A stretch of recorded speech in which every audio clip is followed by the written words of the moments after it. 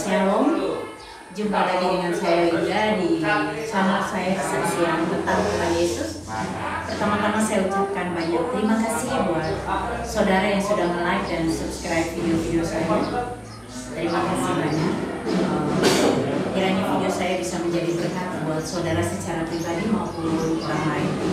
Pagi hari ini saya ada di Dusun Puyang dan tadi saya ikut ibadah di gereja GKJTU Puyang.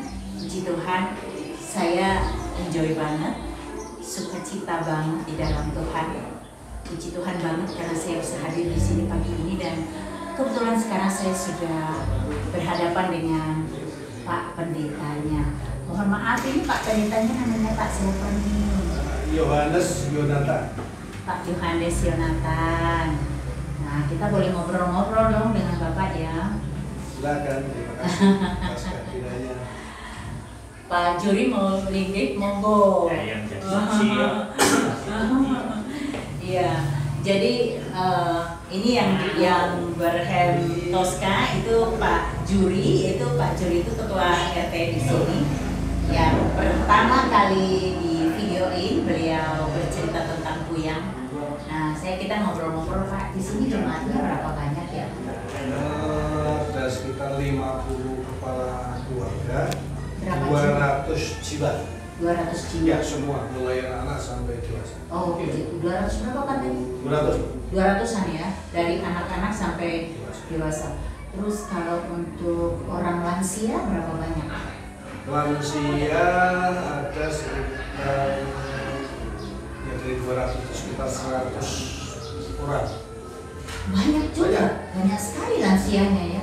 Berarti banyak anak muda yang keluar dari Puyang ya? Ada juga karena banyak yang bekerja di luar. Iya, berarti kerja di luar ya?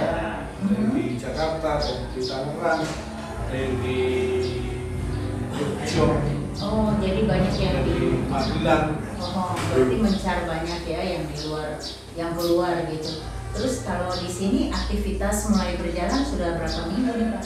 Setelah karena kan ada COVID-19 ini, tentunya kita tidak ibadah kemarin kan? Nah ini sudah berapa minggu mulai ibadah? Ini jadi sejak awal pandemi COVID-19, sekitar bulan Maret ya. Iya.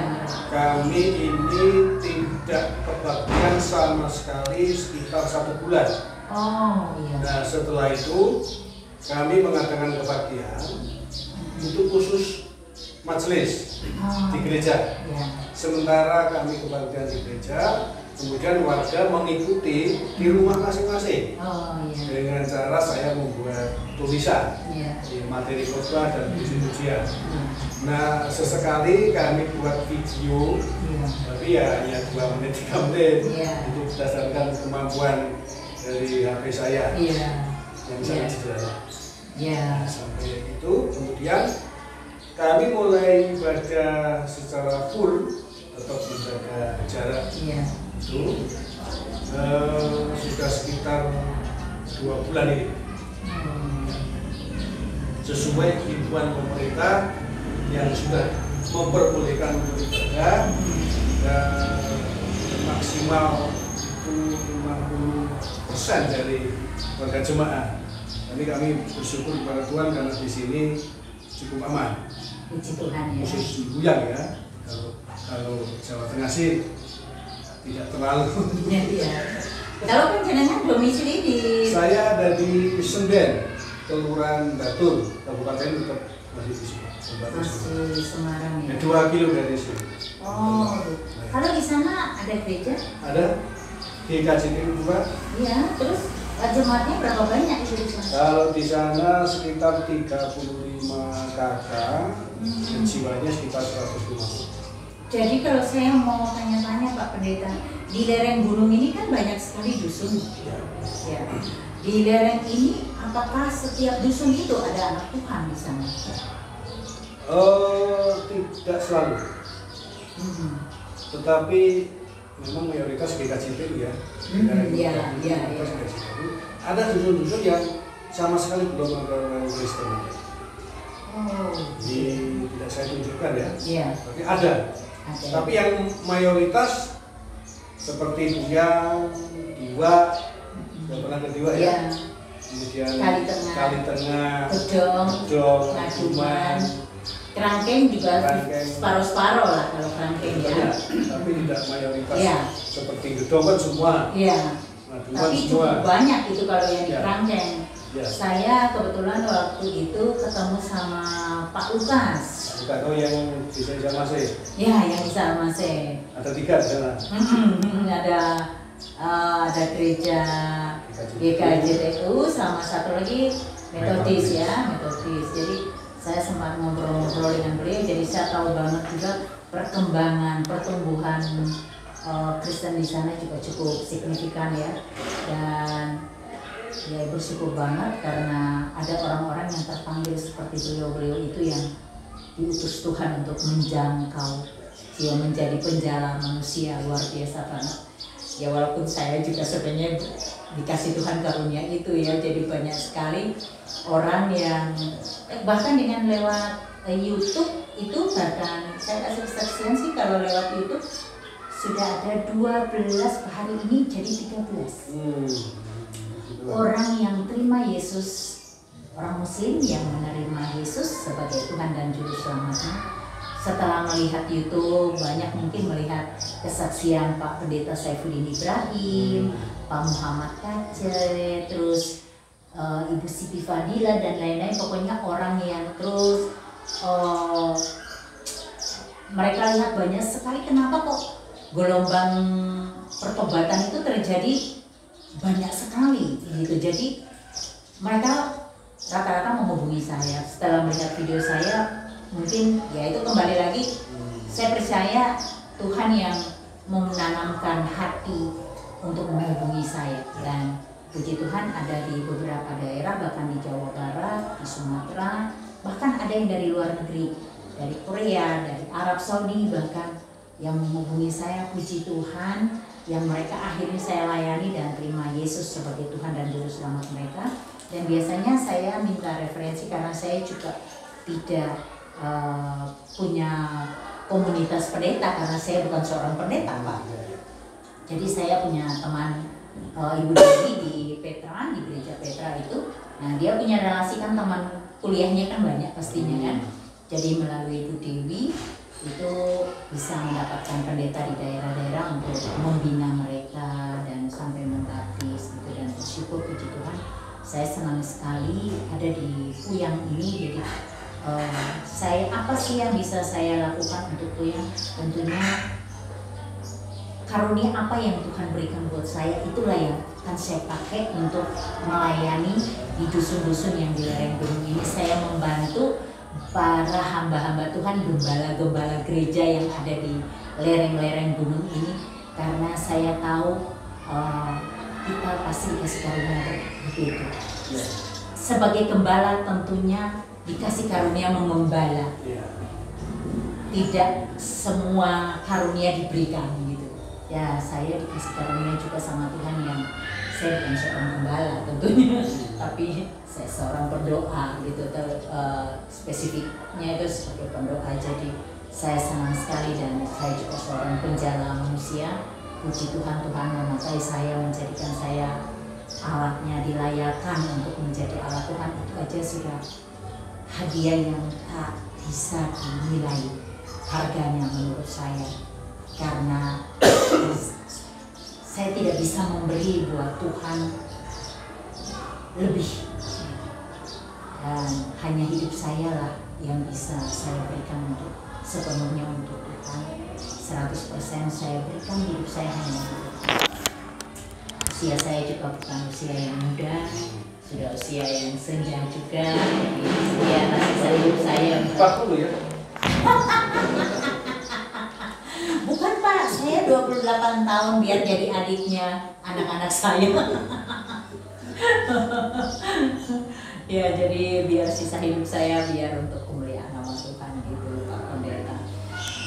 Di sini kalau sekolah minggunya lancar, setiap minggu bisa ya?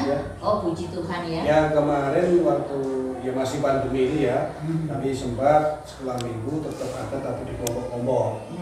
Dia ada 4 kelompok di sini. Oh begitu, jadi tidak ke gereja jadi ya. Ya.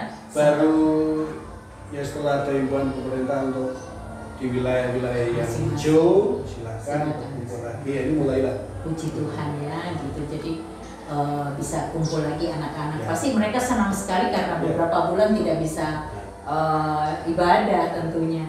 Terus ngomong-ngomong, Pak, saya dengar dari Pak Juri, terus panjenengan juga tadi ngomong yang ada mau pembangunan pastori. Mungkin kita bisa ngobrol tentang rencana pembangunan pastori seperti apa, Pak? Karena saya lihat di belakang tadi ada tanah kosong. Ya, itu tanah warga jemaat sebelah. Ya, karena mendengar bahwa gereja ini membutuhkan mau membangun pastori, lalu diberikan tetapi membayar tidak full, tidak harga umum lah, harga khusus. Kami sudah membayar itu, dan kemudian kami telah merencanakan gambar-gambar untuk pastori. Kebetulan anak saya itu arsitek. Puji Tuhan ya. Sekarang kerja di Karawang. Nah, itulah gambar-gambar sudah kami buat. Kami juga sudah sebagian mengumpulkan dana. Setiap minggu warga jemaat memberikan persembahan sukarela. Ya, itu yang baru dapat kami lakukan. Tapi puji Tuhan nanti tahun depan 2001 ini kami akan memulainya, mengawali pekerjaan itu. Seberapa dana yang kami kumpulkan, itu yang kami buat untuk mengawali. Karena kami percaya kalau Tuhan yang mengawali, maka Tuhan yang akan menyelesaikan. Benar, puji Tuhan. Dan saya percaya pasti bisa. Kalau itu untuk pekerjaan dan kemuliaan nama Tuhan, saya percaya sekali rencana itu bisa berjalan lancar. Ngomong-ngomong, itu kan saya lihat tadi di warta jemaat itu dana yang sudah terkumpul ya, dana sumbangan dari warga untuk pembangunan pastori, dan saya lihat belum seberapa, masih kecil sekali saudara, dan mereka membutuhkan uluran tangan dari kita-kita yang di luar sana untuk mewujudkan pekerjaan Tuhan ini, untuk menyelesaikan ini. Saya yakin dan percaya Tuhan akan memakai saudara, ya saudara, untuk menjadi perpanjangan tangan Tuhan untuk memberkati rencana ini. Jadi jangan hanya menonton tapi di skip aja, lewat. Tapi coba saudara mau renungkan, saudara kehidupannya bisa menjadi berkat buat warga di lereng-lereng gunung ini.